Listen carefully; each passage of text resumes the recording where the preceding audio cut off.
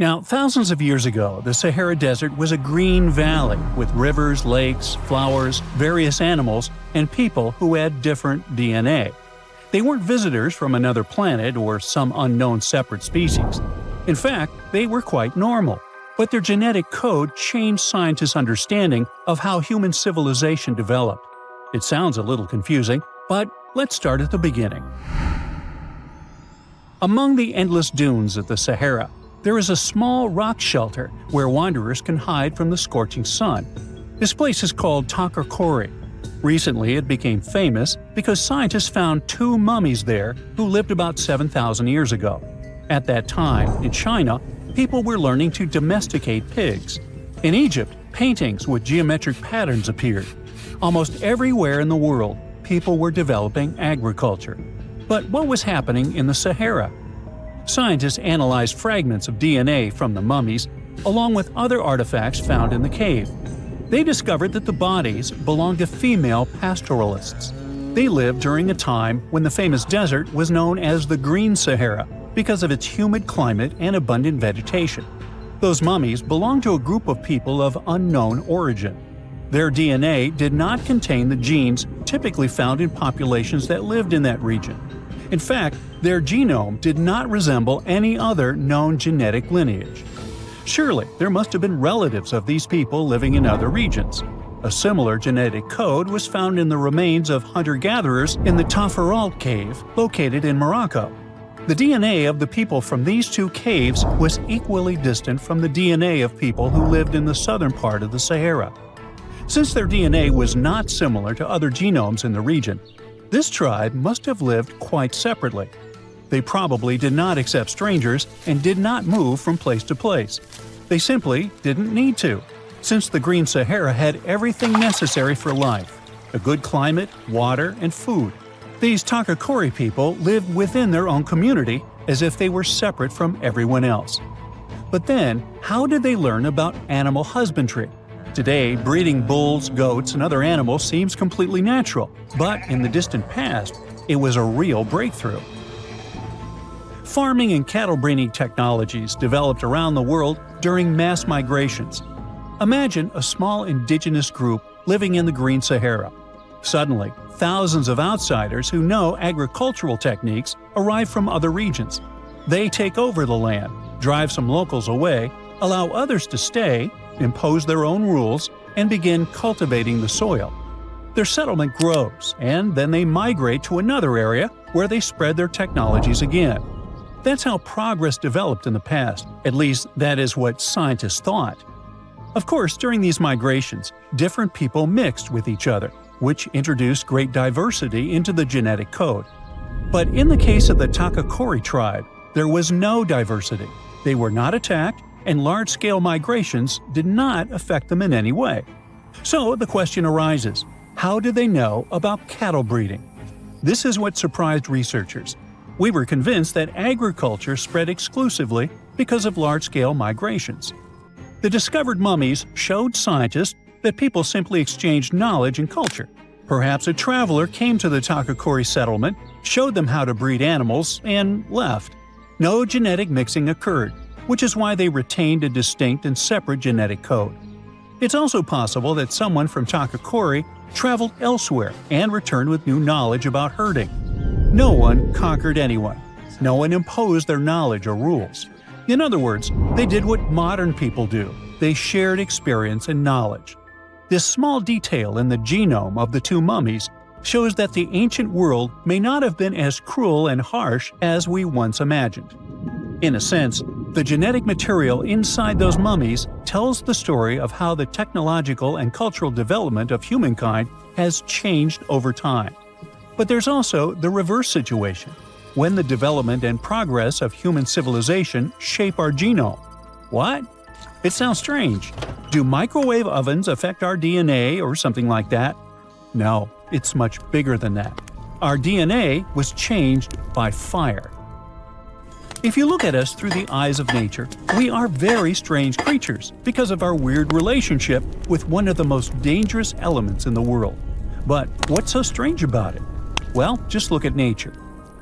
Did you see how people in thrillers about wildlife scare away wolves and bears with fire? It's because it really may work, since many animals are afraid of fire and stay away from it. Some lizards learned how to survive wildfires by hiding in already burned bushes, places where the fire will not return. Evolution has made nearly all living creatures avoid fire, but not humans. We're the only species on the planet that does not run from fire but uses it. No other animals live under a constant risk of burns. Evolution was not prepared for this and had to rapidly adjust our genes to match our behavior. The technology of controlling fire is one of the oldest in the world. We used it to keep warm in cold climates, cook food, produce metal and ceramic objects, build homes, and conquer territories. We put hot food into our mouths and drink hot tea. We're the only creatures on the planet that voluntarily put a potentially dangerous source of heat into our mouths. And this has been happening for thousands of years. Fire is still an essential tool, and all this time, we've been getting burned. No other species on Earth experiences anything close to the number of fire-related damages that humans do. And it's not just about our past. Even today, we interact with burning gas stoves, red-hot car radiators, and boiling water in kettles and saucepans. What about risky equipment in factories? The danger has not disappeared. Surely every person has had a small accident with something extremely hot. I know I have. As a result, through evolution, we developed a unique genome unlike that of any other living being. When we touch something hot and our body begins to heal the damaged part, it feels like a natural ability. But this healing depends on specific genetic mechanisms. Without them, even a small accident could cause serious problems. The development of these genetic adaptations was a complex and lengthy process, since changes in DNA do not happen quickly. While humanity was adapting to fire, intense natural selection was taking place. Some scientists even suggest that we are descendants of those who recovered from burns more quickly than others. Of course, mammals also have adaptations related to fire. Scientists studying primate DNA discovered a set of 94 genes that activate in response to burns. So, what makes us different? In humans, some of these genes evolved much faster and became far more effective at healing and fighting bacteria. So, does it turn out that we have a superpower we never realized we had? Yes, but there's bad news. The same immune response that allows us to heal quickly from burns can also cause serious problems. How is that possible? Well, instead of using examples with real people, let us imagine a mannequin with the same fire-related adaptations as a human. When the mannequin receives a small burn, say from a hot radiator under a car hood, its immune system quickly triggers inflammation, during which immune cells neutralize the damage. It is an aggressive healing strategy, but it works. However, if the mannequin gets a large area burn, that same defense becomes dangerous. The immune system uses the same tactic for major burns as it does for minor ones, creating massive inflammation that can be life-threatening. Why is that? Because evolution developed protection against small incidents around a campfire, but not against massive fires. Interestingly, how do scientists explain our craving for extreme sports and adrenaline? What does our DNA say about this? Well, it's a whole new story. The Sahara Desert is like a Mad Max movie. Scorching heat, endless dunes, and an overall barren wasteland. A place where no one could live, right? Well, forget all you know about it, because 5,000 years ago, the Sahara was a lush paradise of grasslands, lakes, and rivers, and the home of a ghost civilization that vanished without a trace.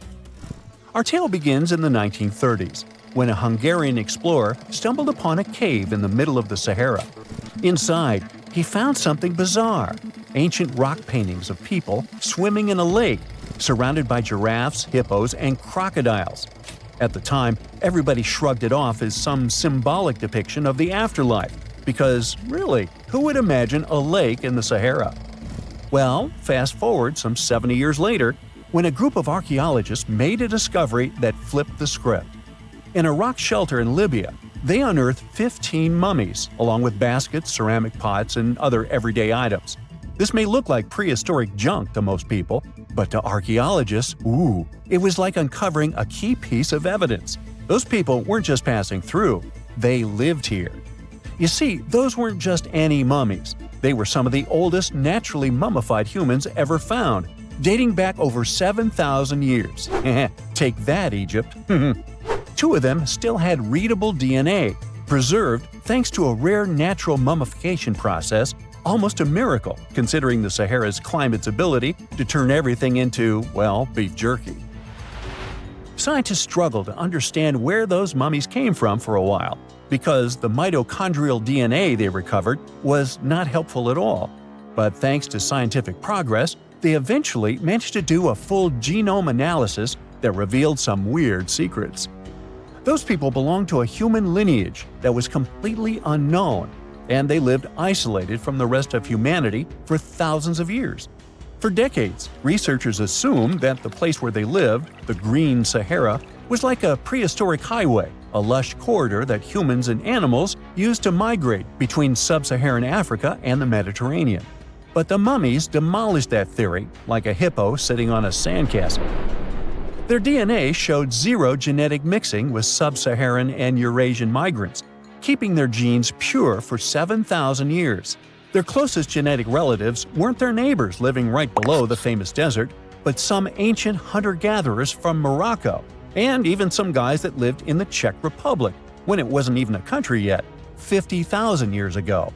We're not out of the woods yet, because those mummies also carried some teeny-tiny traces of Neanderthal DNA, just 10% of the amount found in modern Eurasians. Now, if you paid attention in school, then you know that Neanderthals lived in Europe and Asia, and early humans only mixed with them after migrating out of Africa. But those Green Sahara folks never left Africa. So how did they get Neanderthal genes? The leading theory is that their ancestors mingled with Neanderthals in North Africa 50,000 years ago before settling in the Sahara and cutting off contact with the outside world. Archaeologists also found cattle bones and tools made of stone and wood at that rock shelter, proving that those people led a thriving pastoral lifestyle. This discovery made scientists scratch their heads for a while because, you see, animal domestication was not developed in Africa. So how did they learn it if they never mingled with anyone? Did they have ancient YouTube tutorials? Probably not. The researchers believe they must have traded knowledge with neighboring groups, but just knowledge, no saliva. It's almost too hard to believe that no outsiders mixed with them. After all, who wouldn't want to live in a thriving civilization in the middle of a green paradise, drinking milk, eating meat, and even using animal blood as a protein source? Ooh, yummy. They didn't have to hunt for every meal, thanks to their livestock, and the abundant water made life pretty sweet. And yet, they never married outsiders. Why? Maybe it was a cultural choice to never date outside their own group. Or maybe the landscape itself kept them isolated. This is where scientists place their bets. They believe that the dense forests and rivers that existed in the Green Sahara acted like nature's no trespassing sign, creating a geographical barrier that isolates animals, plants, and whole societies. This isolation is the reason why their genes were so unique. These guys weren't swapping spit with anyone else. But this genetic time capsule almost didn't survive. For most of the last ice age, the Sahara was even harsher than today, a true dead zone where humans couldn't survive. 70,000 years ago, even the toughest people disappeared, retreating to the Nile Valley and the Mediterranean coast. Why? Because Earth was a climate bully. Massive glaciers stole all the moisture, weakening monsoons until rain clouds barely reached North Africa. Then came the knockout punches. Armadas of icebergs flooded the North Atlantic, triggering devastating droughts each time. This was the Sahara's ultimate keep-out era. Now, you're probably wondering how in the world the Sahara turned green after all this, and then went back to being a desert again. Well, it all started 15,000 years ago, I wasn't around then, when Earth was shaking off the last ice age.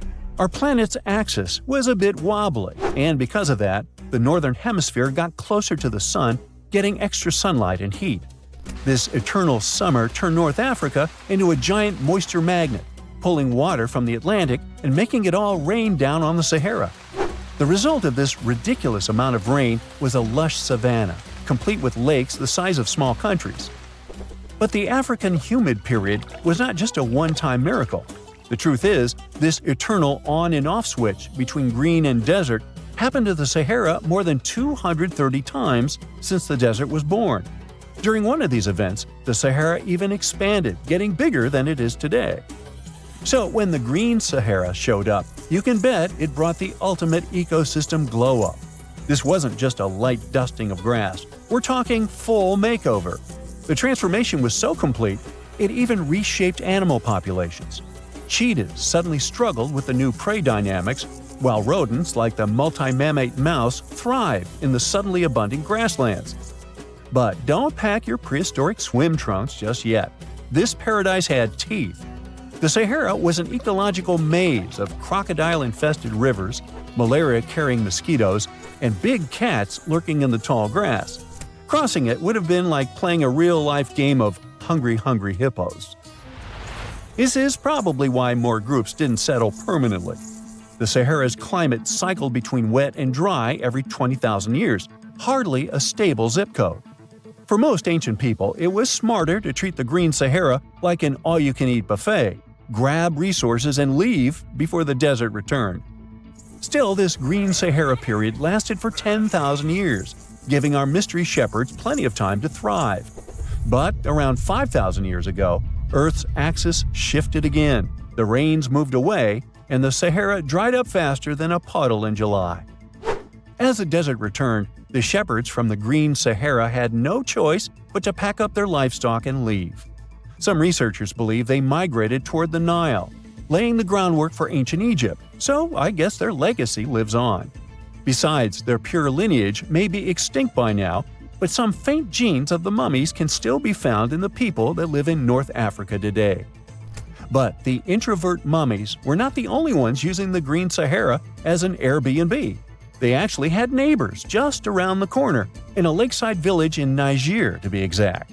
Those people thrived for 5,000 years and left behind the oldest Sahara Desert cemetery, including a man buried in a turtle shell, a grinning Halloween man with filed teeth, and a heartbreaking family embrace frozen in time, victims of the very waters that sustained them. Eventually, those people disappeared too, just like it happened to our antisocial friends. This proves that this desert outsmarts everyone, with a landscape that gives paradise with one hand and takes it away with the other. Remember the Neanderthals? Our superstar humanoid cousins of the Pleistocene era in all their wide-nosed and slope-foreheaded glory? They roamed through Europe and Asia for over 350,000 years before they vanished. This was around the same time our ancestors, the Homo sapiens, decided to take a vacation from Africa and explore the world. We may never know what truly happened to the Neanderthals and why they didn't make it to the present times, but thanks to some hefty archaeological digging and impressive fossil finds, we now know a bit more about them. One theory for their disappearance is that the climate wasn't suitable for them anymore. Supporters of this idea think Mother Nature turned on the Neanderthals and sent them packing. Unfortunately, if we look at Neanderthal archaeological sites in Italy, for example, there are no signs of weather catastrophes that could have wiped out this entire species. Others believe there was a bit of resource competition between Neanderthals and humans. That's why specialists also dug around several other archaeological sites where Neanderthals and sapiens might have rubbed elbows for about 3,000 years. In this case, it does seem that the Neanderthals were a bit behind with their tools. Their technology was like flip phones in the age of VR. But who knows if these two species ever crossed paths in that particular region? The evidence is still fuzzy. How they went extinct isn't the only information we're curious about when it comes to Neanderthals. Other scientists, for instance, are trying to decode some of the Neanderthal molecular barcodes to identify their specific traits, some of which you might share, believe it or not. Sure, Neanderthals as a whole species did, in fact, go extinct. But that's not to say remnants of their DNA can't be found in humans. Now, you know how things go when folks live near each other. Some genetic mixing was bound to happen. The evidence? A dash of Neanderthal DNA which was found in modern folks. Now, this is where the plot thickens. Scientists thought that since Neanderthals never lived in Africa, their DNA wouldn't be found in modern African populations. Well, it turns out that African people have about 0.5% Neanderthal DNA too. This doesn't mean our Neanderthal relatives simply teleported through African territories without leaving any trace behind. What this discovery actually implies is that early humans might have visited Europe, mixed their genetic material with that of Neanderthals, after which they returned to Africa. That's a lot of migration.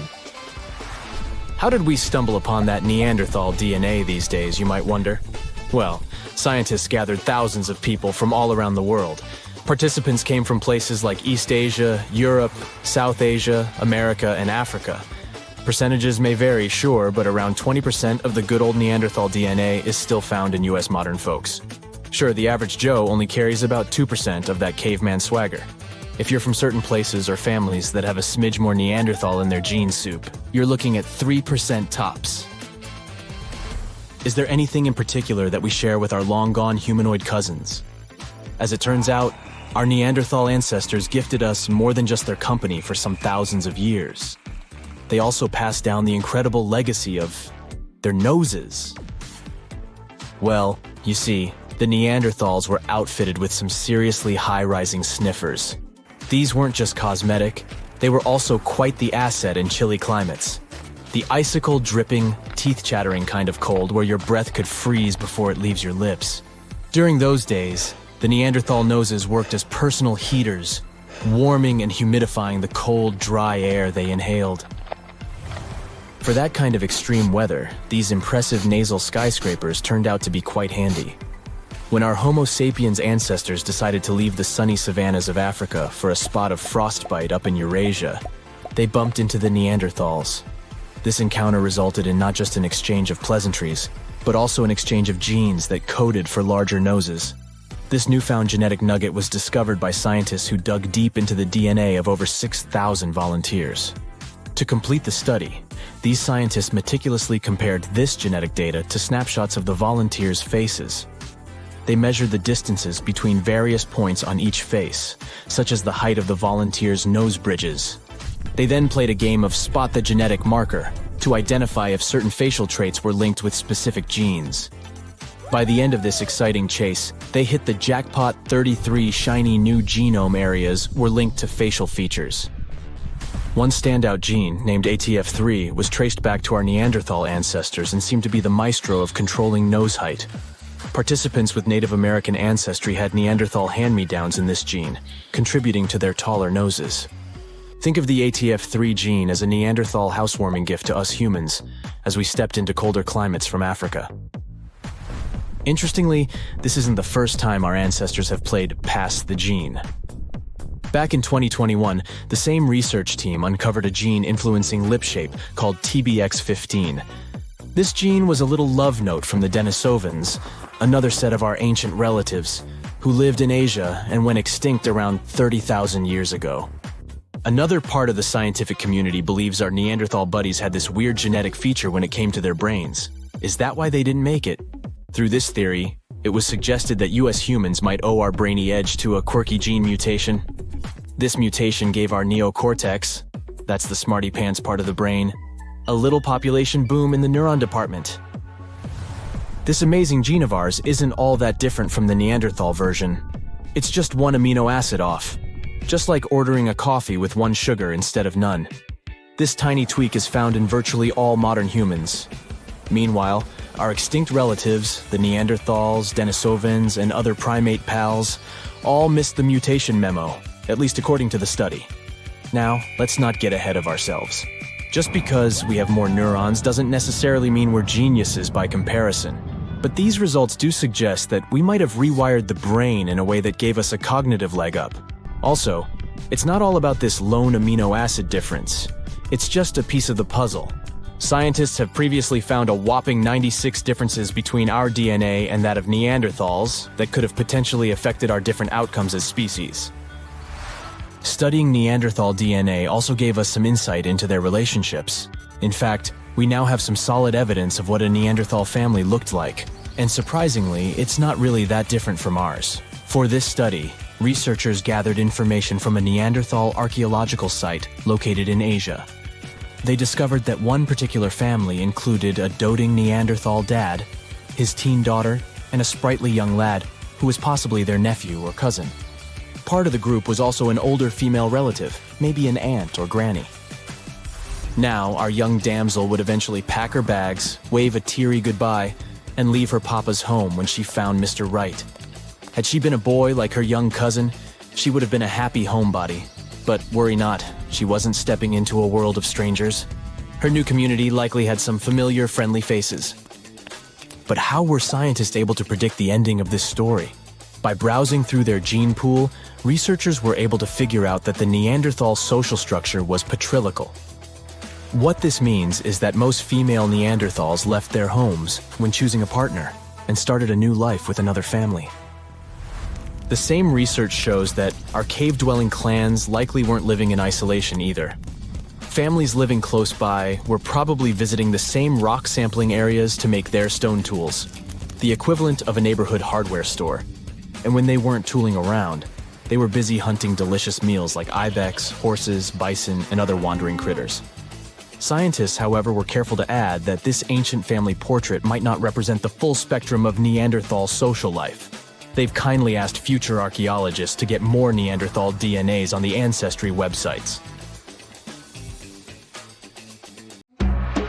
Throughout time, scientists have managed to uncover about 6,000 early human fossils, ranging from skulls to teeth.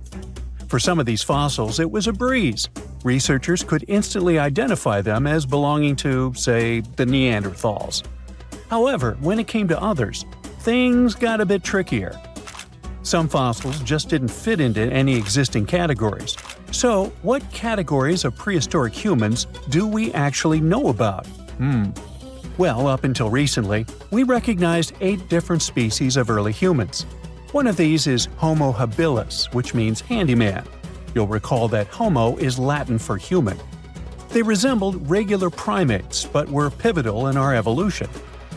They were the first to create stone tools, which significantly aided their daily activities, such as butchering. Next up, we have Homo rudolfensis. These guys were larger than Homo habilis and boasted bigger brains, but they were still quite distant from modern humans. For example, even though the neurological structure of their brains was becoming more complex, they were probably not capable of using any form of actual spoken language. Then came Homo erectus, the first to walk upright, followed by Homo antecessor, which is considered the last common ancestor of modern humans and Neanderthals, along with a host of other Homo species. Meanwhile, we're still piecing together the story of the enigmatic Denisovans. Our knowledge of Homo naledi is pretty limited too, since it was only discovered in 2013, and it is species number 8. Interestingly, Naledi means star in the Sotho language because they were found in a cave called Rising Star. Scientists were taken aback by them. Everything suggested they were around 2 million years old. But after closer examination and some tests, it turns out that the Naledi species is much younger, between 236 and 335,000 years old. Their hands were adapted to making tools, yet no tools have been found nearby. Long story short, they're a puzzling species, and there's still so much more to learn about them. So even though today we have only one human species on our planet, Homo sapiens, we continue to discover ancient species that are long gone. Now you might wonder why researchers study these extinct species. The truth is, they need this knowledge to piece together the intricate narrative of our prehistoric past. In 2024, a significant discovery emerged, the 9th human species, named Homo giluensis, which translates to large-headed.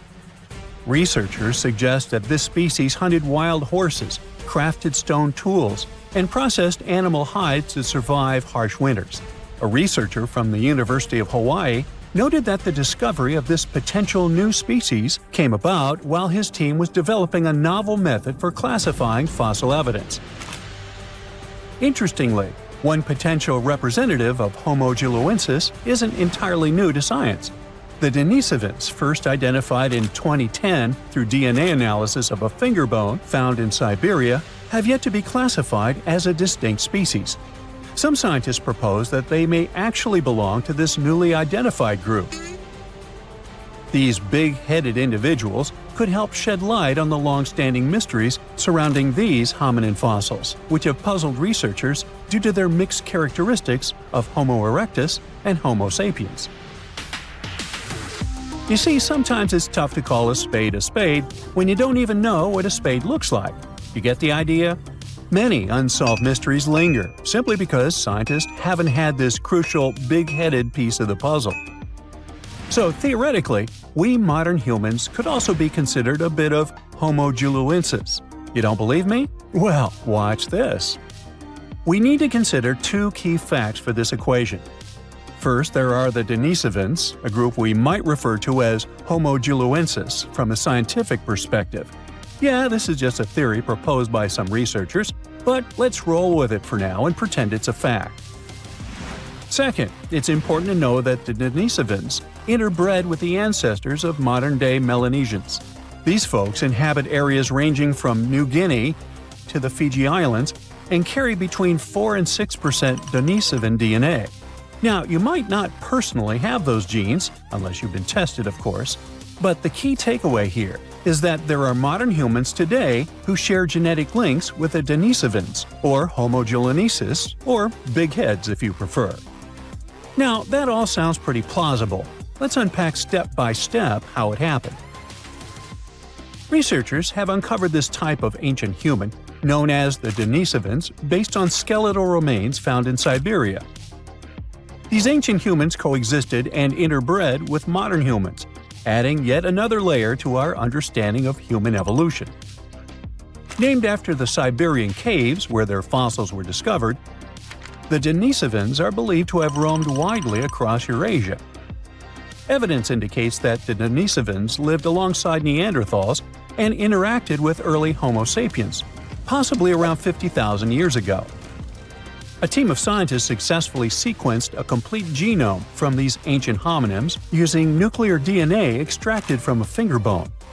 This discovery reveals that at least 4 distinct human groups existed during the time when anatomically modern humans began migrating out of Africa.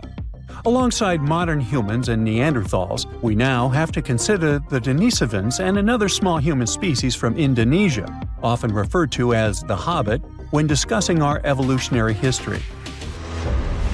One intriguing question that arises is why Denisovan genes are predominantly found in modern Melanesians, yet absent from other Eurasian populations. Remember that 4 to 6%? One hypothesis suggests that interactions between the Denisovans and early modern humans were limited and brief, especially as humans migrated throughout Southeast Asia into Melanesia.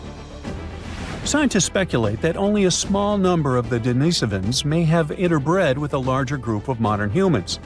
This could explain how the Denisovan genes made their way into the gene pool despite the likelihood of infrequent encounters. Anyway, the more scientists dig into our past, the more fascinating things they uncover about our ancestors. Take Neanderthals, for example. Did you know these guys were responsible for creating the very first piece of art ever? I had no idea. But a 2018 study of ancient cave art in Spain revealed what are now considered the oldest known artistic creations. We used to think Neanderthals lacked the cognitive skills needed for art, but it turns out they were actual art pioneers.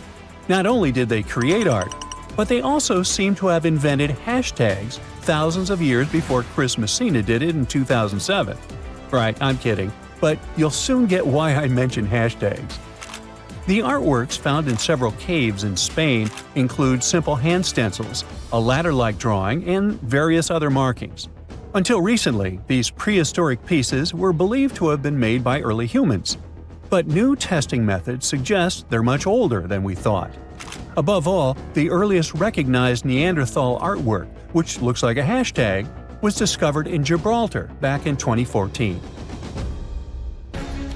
To determine the age of these artworks, scientists employed advanced dating techniques using eHarmony and Match.com. Oops, wait a minute, wrong dating techniques. They actually used uranium and thorium radioisotopes instead of the traditional carbon dating. Once the necessary tests were completed, they confirmed the art was approximately 65,000 years old, 15,000 years older than the previously oldest known art from Indonesia. At that time, the only species around were Neanderthals, so it's safe to say they were behind these creations. Modern humans didn't arrive in Spain until about 20,000 years later. Hey, it was a long commute. That rules them out as the hashtag creators. The hand stencil was likely created intentionally, with the artist preparing the pigment and applying it over their hand. Plus, the caves also contain a collection of painted seashells that are an astonishing 115,000 years old. Some of these shells have been drilled, suggesting they might have been used as jewelry. Some specialists argue that the fact Neanderthals created art hints that they might have also had some form of spoken language. So maybe it's time we fully embrace Neanderthals as part of our lineage. They're humans too, just a different branch of our family tree. While these findings are intriguing, some experts remain skeptical about the new dating methods, claiming they're not entirely convinced. Hey, what do you think? Share your thoughts in the comments. Whoa, there could have been more human species throughout history than we used to think. In one place in East China, Hualongdong, scientists found the remains of a human who lived around 300,000 years ago. They found a jawbone and parts of the skull. They carefully studied these bones to compare them with the bones of other ancient and modern humans.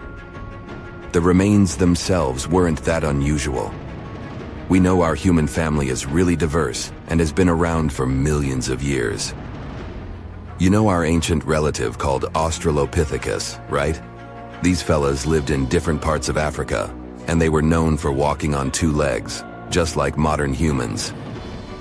But their brains and some other parts of their bodies made them more similar to apes. Their teeth are a good example of how they were like a mix of apes and modern humans. Their canine teeth were smaller than those of apes, but their back teeth were still larger than ours. There were different types of them. You can recognize some Paranthropus because of their big jaws and teeth.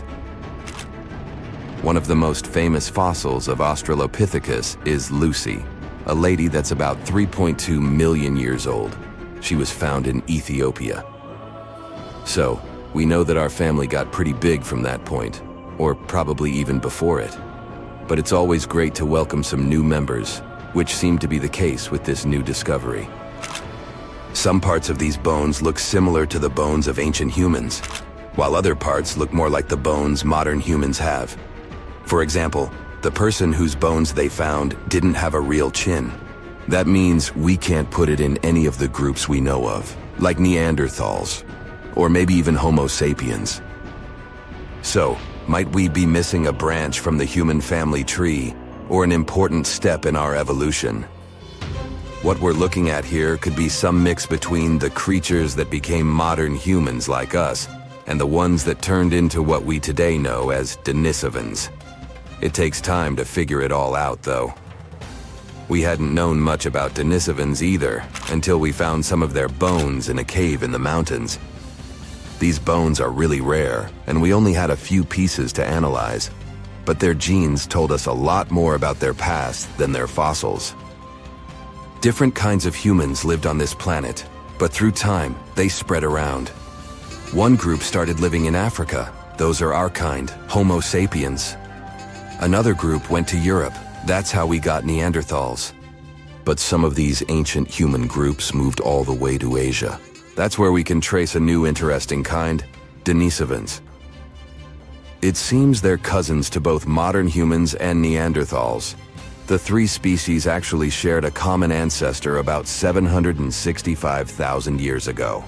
It's still not clear why Neanderthals and Denisovans took different paths, but one theory says that it was mostly because the Arctic ice sheet expanded southward all the way to the Black Sea, cutting off Europe from Asia.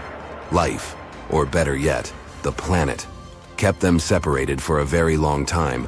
Plus, they kept changing places where they lived all the time, always looking for something better, like every other human species before and after them. But this didn't last forever. Scientists found genes from two groups of Denisovans. one in mainland Asia and the other in a place called Melanesia. So not only did they have different groups within their populations, but it also seems that after thousands and thousands of years of developing independently, the members of these three populations, Neanderthal, Denisovans, and modern humans, somehow met again and spread all across the land. 5% of the Denisovan genome lives on, not in the area where scientists found their bones, but in people that live thousands of miles away in Southeast Asia, for instance, in Papua New Guinea. But scientists believed that the cave where they found the remains of Denisovans might be as far north as they had lived. It would have been way too cold for them to survive if they had gone further north. From there, they traveled as far south as Indonesia. This was possible because, during their time, sea levels were lower than today. So Indonesia was connected to mainland Asia. But they probably didn't make it to Australia since it was still separated by water. These three groups mixed together too. Scientists have found a bone of a girl who had a Neanderthal mom and a Denisovan dad. It's the only first-generation hybrid human we've discovered. She even got a cool nickname, Denny. One of the mysteries about Denisovans is how they disappeared. Maybe they mixed so much with other humans that they just blended in. Or it's possible that modern humans' ancestors were stronger, had better tools, or even brought some diseases that didn't affect them, but affect Denisovans. Climate and where they lived might have also played a role. Denisovans lived in a wide range of environments, from cold parts of Asia to tropical Indonesia. Climate changes and the challenges of different habitats might have been really difficult to survive. But it's hard to draw strict lines in our family tree. We're still relatively new at learning about it anyway. Who knows how many new members we are about to discover? Half a century ago, a team of scientists had an idea that a collection of fossils they found at the Great Rift Valley in Tanzania were actually the remains of some new human species. Yup, that was the time when we welcomed Homo habilis into the family. It was a big discovery at that time since people mostly believed that the story of our evolution had been really simple. First, there were Australopiths that looked like apes. After them, there was Homo erectus, the upright man. They most likely lived in Africa around 2 million years ago, but also expanded really quickly across Eurasia. It was the first human species that we know about to have traveled such long distances to find a better place for life. They looked and behaved like humans. Plus, they were probably the first of our ancient ancestors who learned how to deal with fire. Maybe they were the first to cook food as well, and that's what we're definitely thankful for. Cooking food was an innovation that made the human diet more nutritive, and we could grow bigger and smarter brains. So, yeah, Homo habilis made things more complicated. They could walk on 2 legs, but they could also be better at climbing trees than walking on the ground like us. Plus, their brains were smaller than what a human should probably have. At first, it seemed these fossils could be from a completely different side of the family, related to other creatures, Australopithecus africanus, that looked like apes. But more and more digging showed that even though its jaws and teeth were similar, Homo habilis was still bigger and a bit different. The name means handy man, because they were probably able to make and use simple tools. Searching for more fossils in Africa wasn't easy because a team of researchers had to deal with wild animals and tough conditions all the time. But eventually, they managed to find some teeth and a strange skull that was, again, something different from the ancestors we knew about. The teeth were really big, so this new fella got the nickname of Nutcracker Man. For a long time, everyone believed this kind had evolved to eat hard foods. But the fossil teeth didn't show much damage, so they might have been eating food that was softer than we thought. This finding might help us understand how our teeth have been evolving through time, too. And right there, in the same layers of soil where Nutcracker Man was lying, they found ancient stone tools. At first they thought those had belonged to Nutcracker, but as they kept digging, they found more fossils that didn't match Nutcracker Man. It means that someone else must be the real tool maker. But that's another story for another time. Have you heard of Göbekli Tepe? It's an ancient site in Turkey that literally made historians rewrite history books. Over 11,000 years ago, a group of prehistoric humans crafted an enigmatic masterpiece that's even older than Stonehenge.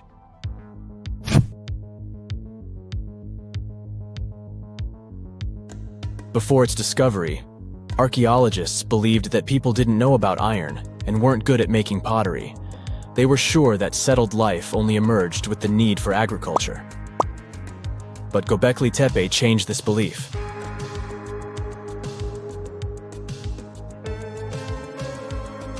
The place has revealed that it was the temple that paved the way for a settled life, not agriculture. Until this discovery, researchers believed that farming was the catalyst for sedentary living. Meet Professor Schmidt, the guy whose findings changed this theory. He managed to prove that hunter-gatherer communities laid the very foundations of this way of life.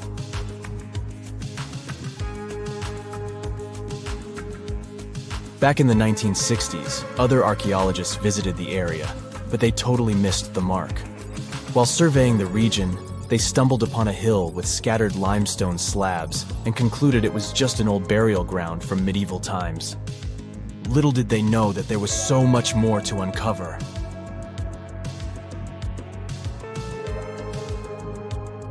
In 1994, Schmidt embarked on his own survey of prehistoric sites in the area. Surprise! He instantly realized he had discovered something truly extraordinary. Unlike the nearby flat and barren plateaus, Göbekli Tepe had a gently rounded top, rising 50 feet above the surrounding landscape. Funny enough, the translation of this place's name is Potbelly Hill. Schmidt was sure only humans could have made something like this.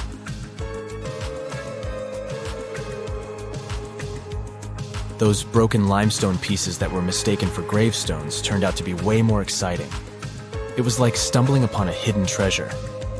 The pieces took on a whole new meaning, and Schmidt with his team was about to dive into the secrets waiting beneath the surface.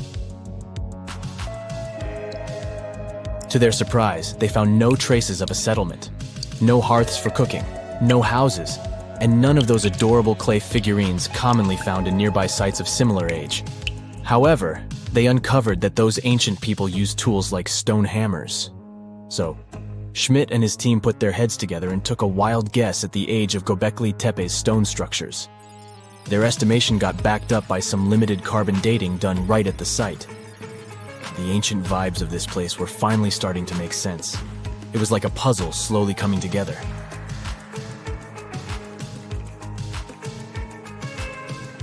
You may think that back then, people didn't have special tools to create something as cool as Göbekli Tepe. Not true. Turns out, these prehistoric folks used flint tools instead of fancy metal chisels. They were also skilled at chipping away softer limestone and crafting pillars right on the spot. Afterward, they carried the pillars a short distance to the summit and placed them upright. Once the stone rings were complete, they covered them with layers of dirt. Over time, they added new rings, and voila! You've got a cool hill to impress people in the future.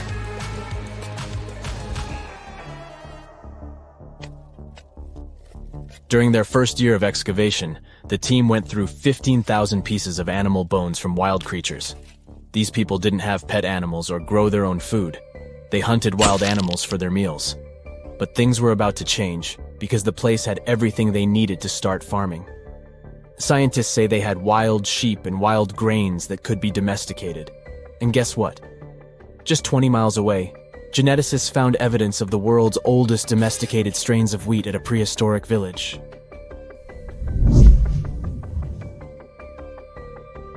These amazing findings have completely changed how we view civilization. In the past, experts believed that people needed to learn how to farm and settle in one place before they could build temples and develop complex societies. But guess what? Schmidt's research flips that idea on its head. He claims that the incredible effort put into constructing these astonishing structures actually set the stage for the development of advanced societies. It means that societal and cultural changes happened before agriculture. Schmidt has this fascinating hypothesis about Göbekli Tepe. He thinks it could have been a special burial site where people left their loved ones. And here's the twist. The burial site was adorned with fancy statues and symbols representing deities from the spiritual realm. The idea that Göbekli Tepe could have served as a sacred place adds another layer of complexity to the whole story. While the site's true purpose may remain elusive, Schmidt's insights invite us to consider the profound interplay between life and the afterlife, and the deep reverence ancient hunter-gatherer societies may have had for their departed ancestors. Now let's talk about the stars of the show, the mesmerizing T-shaped columns that dominate Göbekli Tepe.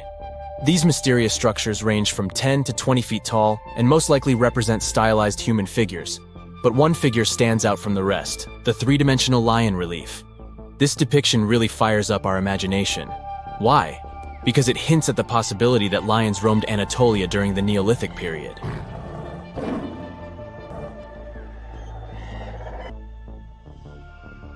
These standing stones are arranged in circles and placed in rectangular pits. Each circle has a similar setup. Two big T-shaped pillars in the center, surrounded by slightly smaller ones facing inward. Talk about a stylish arrangement. These towering pillars reach a whopping 16 feet and weigh between 7 and 10 tons. Some pillars are plain and simple, while others are like works of art with intricate carvings. Foxes, scorpions, and vultures come to life, crawling and twisting on the pillars' sides. But it's not just animals depicted on these stones. Some pillars have abstract shapes representing humans, and even small carvings of clothing items. Some of them even have belts. Now, there's one pillar that stands out from the rest like a rock star. This super old stone pillar suggests that a comet crashed into Earth.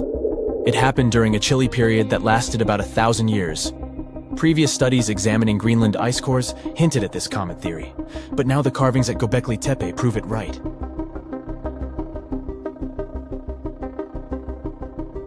The carvings on the pillars are like a historical comic strip. They even show a headless human figure. Researchers fed the images into a computer and discovered their connections to constellations, indicating that this temple might have been an ancient observatory. It's like our ancestors were trying to document this cataclysmic event in their own unique way. Archaeologists have been excavating and researching Göbekli Tepe since the mid-1990s, peeling back layers of history and providing us with a deeper understanding of the intricate relationship between various elements. They have no plans to stop the whole process for another 150 years. Who knows what else they'll find? You see, Göbekli Tepe has been labeled purely as a ritual site with no signs of domestic activities. We were led to believe that the absence of water meant it couldn't support semi-sedentary communities. But scientists believe it's time to shake things up and approach Göbekli Tepe with fresh eyes. It's time to question what we believed before and use new evidence and different ways of thinking. Like, there might have been a group of people living in the area who didn't stay in one place all the time. They moved around a bit but still had their own civilization, living in the area semi-sedentarily. Göbekli Tepe is not just home to a single temple, but an astounding collection of over 20 ancient structures. As archaeologists delve into the depths of this wonder, they are unraveling its unique layout, featuring two prominent focal points at the heart of each establishment, complemented by smaller structures and dividing walls. What's even crazier is that in this area, there are over 200 obelisks, which are narrow tapering monuments. Hey there, curious history buffs! Have you heard the legend of the ancient race of giants of Nevada? Yes, I'm talking about actual giants that allegedly lived thousands of years ago. Now I know what you're thinking. Giants, really? Well, archaeological finds add fuel to this debate too. And here's where it gets interesting. Lovelock Cave was indeed used as a burial site, and some of the remains found there are much larger than average human bones. The cave is by the Humboldt Sink in western Nevada.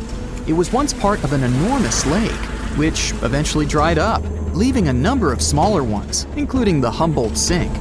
The cave became the home of the Site-Ka tribe. According to the legend, these red-haired giants were so big that they had to be buried in the cave itself. Indeed, later on, archaeologists discovered 8 to 10 foot tall skeletons.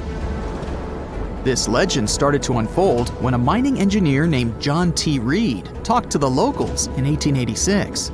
Once Reed saw the cave, he knew he was onto something. The news spread soon, but the cave was attracting another type of attention too. The deposits of a fertilizer known as guano were discovered inside the cave. So a mining company began excavating the precious resource in 1911 and soon shipped more than 250 tons of the fertilizer to San Francisco. Unfortunately, some of the human remains and artifacts were neglected and lost in the mining process. This led to an official excavation in 1912 and 1924. After the top layer of guano had been mined, strange objects started to surface. Around the area, the earliest evidence of human habitation dates back about 4,000 years. The Lovelock culture lasted for some 3,000 years, and they left us with 10,000 stunning artifacts. The pits in the cave were like a series of time capsules hidden at different depths. Archaeologists determined the age of each pit by its depth.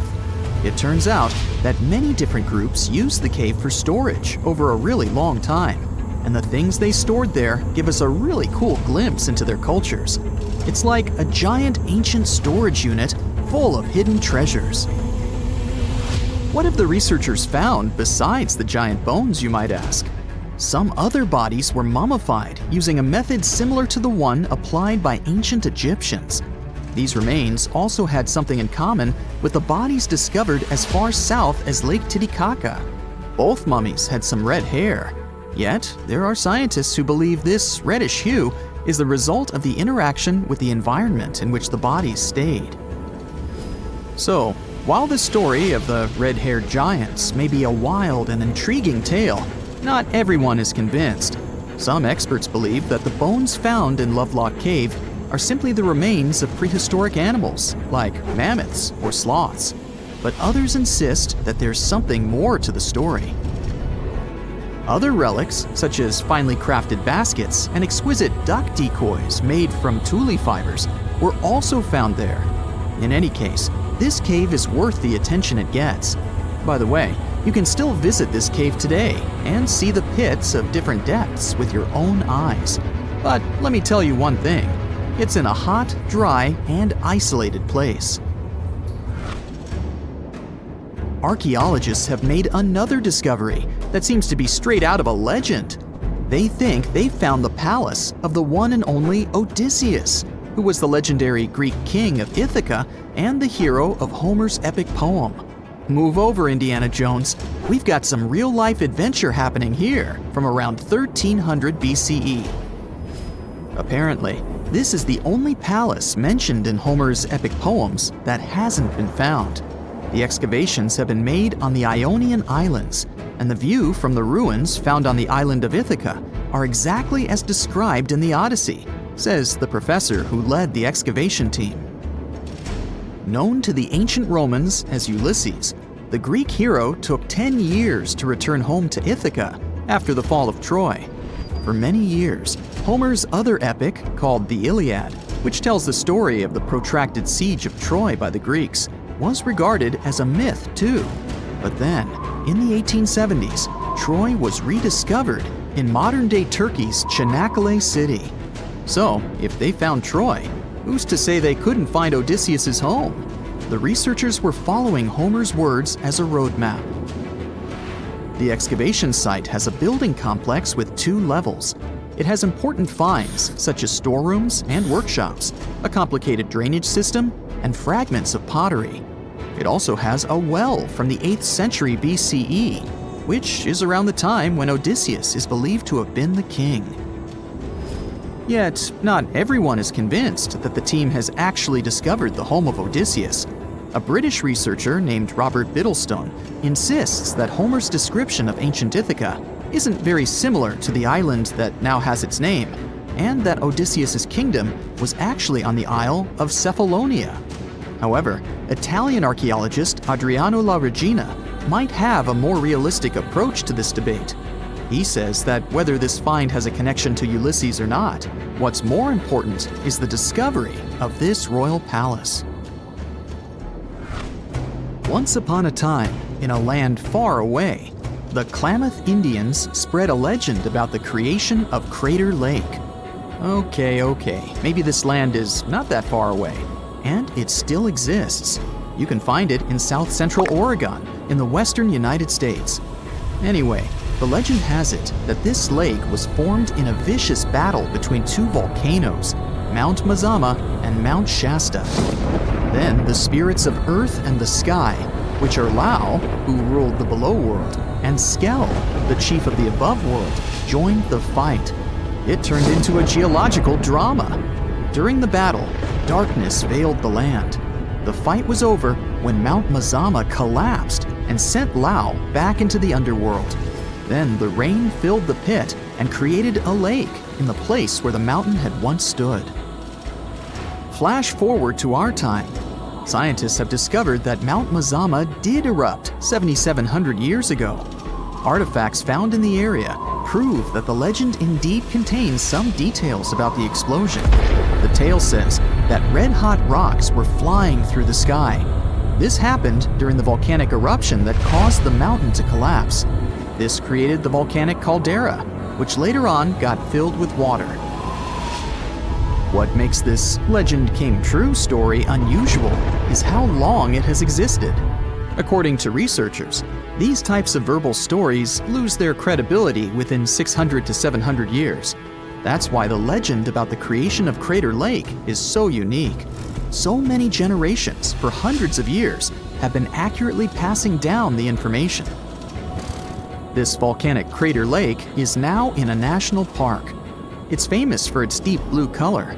The water in it is extremely clear. If you visit it today, the water you'll see won't be the same as for someone who will visit the place 250 years later. Because there are no rivers flowing into or out of the lake, the existing water evaporates and the lake gets filled again by rain and snowfall. Basically, every 250 years, the water is replaced. Plus, this lake is almost 2,000 feet deep, which makes it the deepest lake in the United States. Swimming is okay in the lake, but there's only one legal and safe trail to get to the shore. There are other activities, such as fishing and boat tours. Shared human experiences, such as birth, marriage, and aging, may explain why certain tales are shared globally. Similar struggles and obstacles faced by humans around the world generate similar themes in traditional stories about love, parenting, and mortality. So, do you have legends or tales you've heard of from your grandparents? Who knows? Maybe your ancestors too witnessed a cool historical event. Good day, Brightsiders. My name is Tom, and today let's pretend it's year 2003. The place? Indonesia, the island of Flores. A group of scientists found a mysterious cave in the green jungle. They went inside and discovered some primitive tools like sharpened stones. The researchers understood that this place was home to our distant ancestors hundreds of thousands of years ago. But then they found a very unusual skeleton. A careful analysis showed that it was the skeleton of a 30-year-old woman. Her height was only 3.5 feet. It's just above the waist of a grown-up person. That day, scientists discovered an unknown human ancestor. They called this species Homo floresiensis, or simply the Hobbit. More and more scientists arrived at the cave and carried out detailed excavations. The archaeologists found the remains of 8 more little people. It seemed that hundreds, thousands of years ago, there was an entire species of hobbits. Also, the scientists discovered the remains of some amazing creatures. It turned out that the cave was a real fantasy world in the distant past. For example, the researchers found skeletons of huge storks the size of pterodactyls. The hobbits seemed tiny compared to these birds. The scientists also discovered the remains of what seemed to be a relative of the modern elephant. The creature was the size of a cat. But the most astonishing discovery was the ancient Komodo dragon. The bone analysis showed that all these creatures were not the owners of the cave. More than 80% of the identifiable bones belonged to giant rats. Hundreds and thousands of rats the size of cats inhabited the place. It's possible that a real battle once occurred between them and the hobbits. Just imagine a world where the hobbits and small elephants run away from hordes of huge rats and hide in a cave, and massive storks are watching the events unfolding in front of their eyes. Anyway, the analysis of the remains showed that Homo floresiensis was a different species from modern humans. For example, the researchers analyzed the hobbit's wrist bone and found out that these bones resembled those of monkeys, not those of modern humans. The hobbits' heads had a flat, sloping forehead and a short face, and their teeth and jaws resembled those of Australopithecus. But then, the scientists uploaded all the data from the skull they found into a computer program to create a three-dimensional image of the hobbit's face. And the computer showed the head of a woman who looked much more like a modern human than like a monkey. But the same skull analysis also showed that the hobbit's brain was about 3 times as small as that of the average modern person. This suggests that their mental abilities were probably not very well developed. The analysis of the bones and tools showed that Homo floresiensis could have lived between 190,000 and 50,000 years ago. It's even possible they lived next to the ancestors of modern people.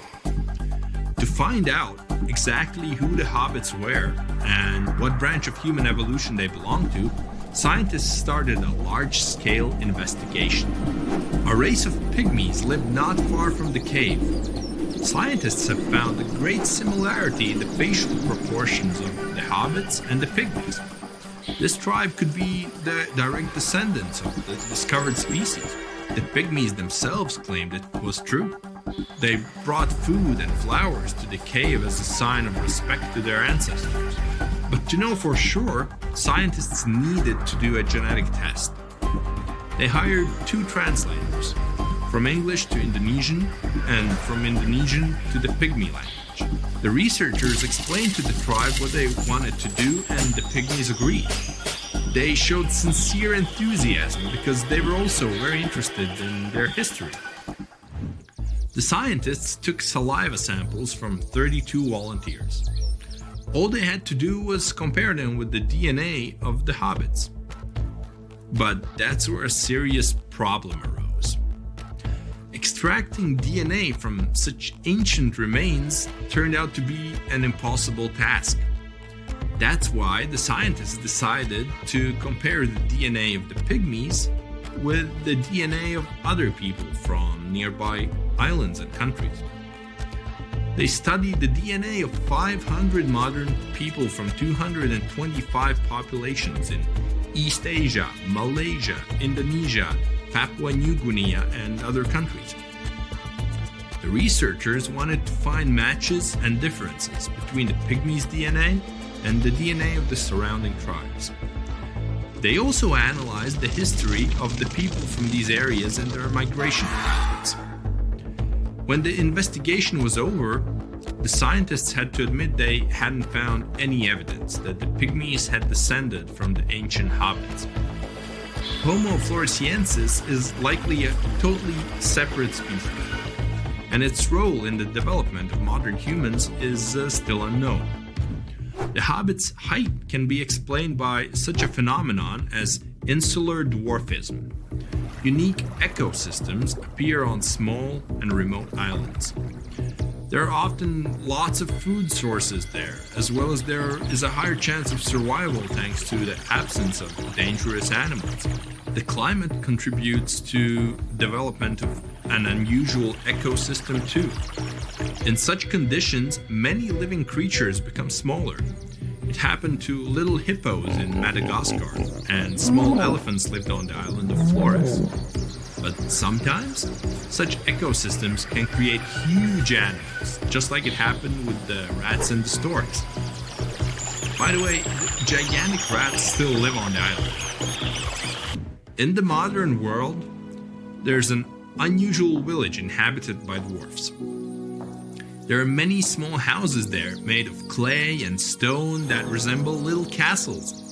In the streets you can find statues of fairies, large butterflies, and silver balls. The locals wear strange costumes: knight's armor, princess dresses, green tunics, and yellow cloaks.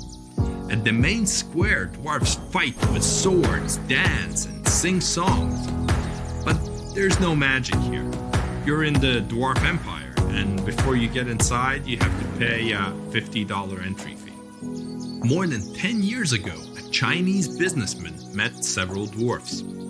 They told him about the difficulties they've come across in the modern world. The businessman felt sympathy for these people and decided to invest $14 million in creating a themed town inhabited by dwarves. So in 2009, the World Eco Garden of Butterflies and the Dwarf Empire was born. About 100 people live in this place. Their height doesn't exceed 4.5 feet, and they're all younger than 50 years old. Every day, this place attracts hundreds of tourists. Thanks to this, dwarves have jobs and all the conditions for a good life. All employees of the village get a salary of several $100s per month, and they are also provided with free housing and free food. Many little people who have nowhere to go come to this place and find a new home and a new family. By the way, there's another village inhabited by dwarves in China. In Yangtze village, about 40% of all residents are born to be half the height of ordinary people, and no one knows exactly why this happens. Some believe the reason is the high content of mercury in the soil and the presence of toxic gases in the air. There's also a legend that says that once upon a time, a resident of this village caught a black turtle with unusually long legs. He decided to eat this creature, and because of this, the turtle cursed the village. Currently, the number of little people living there is decreasing, and new generations have regular height. Unfortunately, it's difficult to study this phenomenon because the place is closed to press and to visitors. 100 years ago, a small Iranian village existed, with its inhabitants no taller than 3 feet. And long before that, the inhabitants' height could reach 10 inches. This place is 1,500 years old and is considered the birthplace of dwarves. The short stature of people who lived there is associated with poor nutrition. The climate in the region is hot and dry, hence it was impossible to grow crops or breed cattle there. Mostly, they ate turnips and barley. The inhabitants of the village never tasted meat. Only in the 20th century, when roads were built and cars became available, it became possible to bring better food there. Now, about 700 people live in the village, and they are all of average height. But small houses made of stone and clay are the proof that dwarves lived there. Such houses are easier to build and heat, but the most important thing is they were invisible to foreign conquerors. The residents hope that the unique architecture of the place might one day attract more tourists. Thank you for watching. My name is Tom, and see you in the next video where we continue to learn every day together with Brightside. Bye.